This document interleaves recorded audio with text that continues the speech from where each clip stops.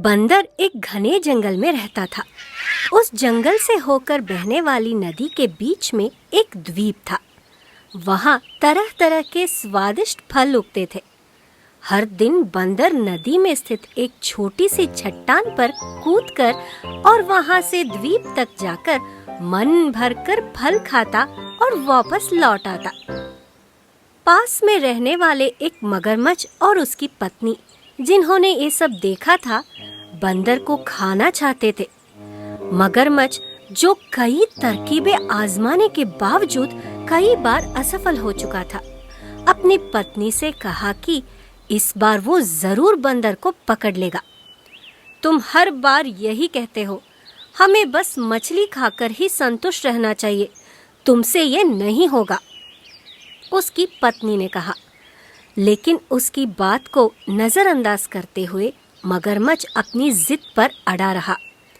हमेशा की तरह बंदर चट्टान से द्वीप तक कूदा। तब मगरमच्छ गया और उस चट्टान पर लेट गया।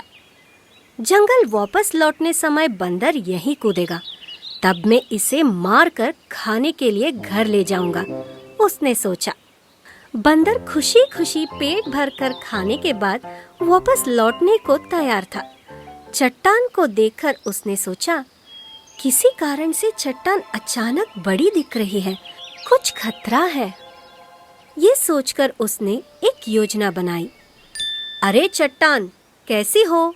उसने पुकारा। कुछ पल रुककर उसने पूछा, आज तुम मुझसे बात क्यों नहीं कर रही हो? ये सुनकर मगरमच्छ ने कहा, क्या है बंदर, क्या चाहिए? आज तुम थोड़ी मोटी क्यों हो? बंदर ने पूछा। मैं चट्टान नहीं, मगरमच्छ हूँ और मैं तुम्हें खाने आया हूँ, उसने जवाब दिया। बंदर ने सोचा कि उसे जल्दी से बचने का रास्ता खोजना चाहिए। जब मगरमच्छ अपना मुंह खोलेगा, उसकी आंखें बंद होगी। तब मैं उस पर कूदकर उसकी आंखें खुलने से पहले जंगल तक छलांग लगा सकता हूँ। बंदर ने मन में योजना बनाई। ये सोचकर बंदर ने मगरमच्छ से कहा, मगरमच्छ, चिंता मत करो, मैं यहाँ से सीधा तुम्हारे मुंह में कूद जाऊंगा, बस अपना मुंह खोलो, मैं अभी आ रहा हूँ।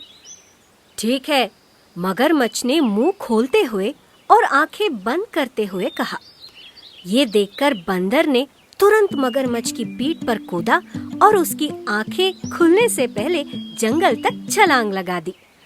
हारा हुआ मगरमच्छ शर्मिंदगी के साथ घर लौट गया।